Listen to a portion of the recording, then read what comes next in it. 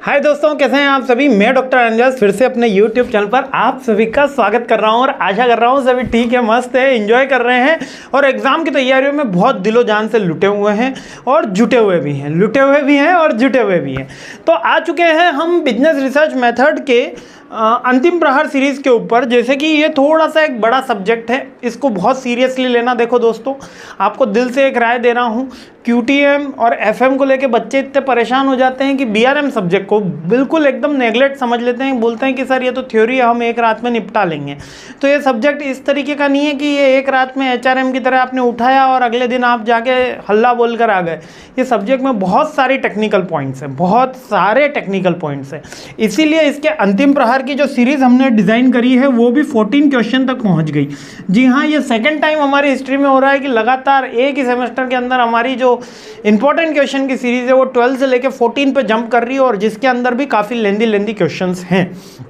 इनको डिज़ाइन करने में थोड़ा एंड टाइम पे काफ़ी ज़्यादा हमारी टीम को मेहनत करनी पड़ी, क्योंकि जो पिछले वाला ट्रेंड था वो भी कुछ अलग था, इस वाला ट्रेंड भी अलग है। और ये जो एनालिसिस आया है इस बार के रिसेंट ट्रेंड का आपके सेकंड सेमेस्टर AKTU का, तो काफ़ी ज़्यादा अलग तरीके के इसके अंदर क्वेश्चन आपको देखने को मिले सकते हैं, या ऐसा कह सकता हूँ कि एकदम टेक्निकल पॉइंट्स पे क्वेश्चन आएंगे, है ना। जैसा हमें लग रहा है कि एकदम टेक्निकल पॉइंट्स पे क्वेश्चन आएंगे और इजी इसका पेपर पैटर्न थोड़ा सा मॉडरेट या टफ लेवल का होने वाला है।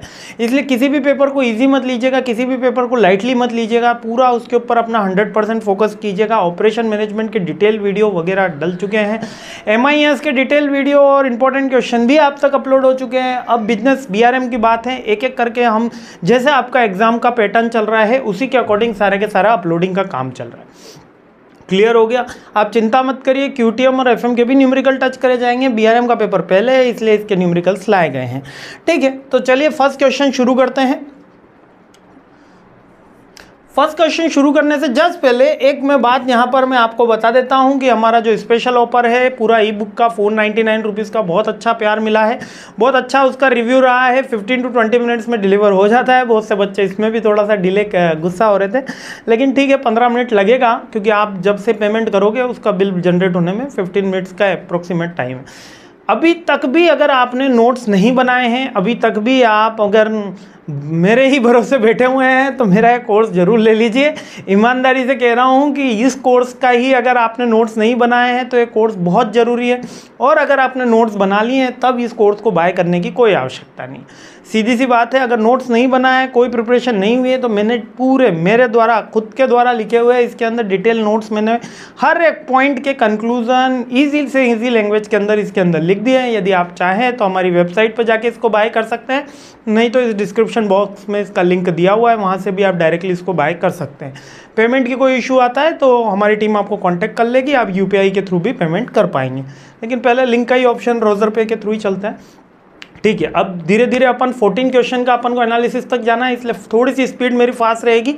तो जल्दी से अपन पहला क्वेश्चन शुरू करते हैं। Emerging trends in business research. अब ये जो बिजनेस रिसर्च है ना, अब ये हमने सितंबर 2021 तक के इसके नॉलेज में लिया है और इसके सर्वर का लिया गया था। ये वाली जो लाइन है ये इसलिए है क्योंकि ये जब बुक रिटर्न करी गई थी आपके 2 साल पहले, तो ये बुकिश लैंग्वेज में चल रहा है, लेकिन फिर भी इसके अंदर जो हमने पॉइंट्स इंक्लूड करे हैं वो रिसेंट 2023 तक के इंक्लूड करें। मतलब ये जो ऊपर की 2 लाइनें ये बुक से ली गई है। अब ये क्वेश्चन क्या है पहले ये समझ लो। क्वेश्चन आपसे ये पूछ रहा है कि जो हमारा BRM सब्जेक्ट है या इसमें बिजनेस रिसर्च है, इसका आज के इमर्जिंग ट्रेंड में क्या यूज़ है, कहाँ कहाँ यूज़ हो रहा है। तो आपको हमेशा याद रखना इमर्जिंग ट्रेंड कौन कौन से हैं आज की तारीख में। आप बोलोगे सर आर्टिफिशियल इंटेलिजेंस से, बिल्कुल सही है। डेटा एनालिटिक्स से, बिल्कुल सही है। तो सारी जगह जो भी आज इमर्जिंग ट्रेंड है वहाँ पर बिजनेस रिसर्च मेथड्स का यूज़ किया जा रहा है। अब ये बिजनेस रिसर्च मेथड क्या है, इसके अंदर हम डेटा को एनालिसिस करते हैं, उसको वेरीफाई करते हैं, वैलिडेट करते हैं, रिलायबल बनाते हैं, जिससे डिसीजन लिया जा सके, है ना। और ये सब्जेक्ट में हम स्टैटिकल टूल्स का इस्तेमाल करते हैं, हाइपोथेसिस टेस्टिंग करते हैं, Z test, ANOVA, T test, ये सारे के सारे स्टैटिकल टूल्स का इस्तेमाल किया जाता है। एक एक करके अपन ये सारे टूल्स भी इन इंपॉर्टेंट क्वेश्चन में सीखेंगे।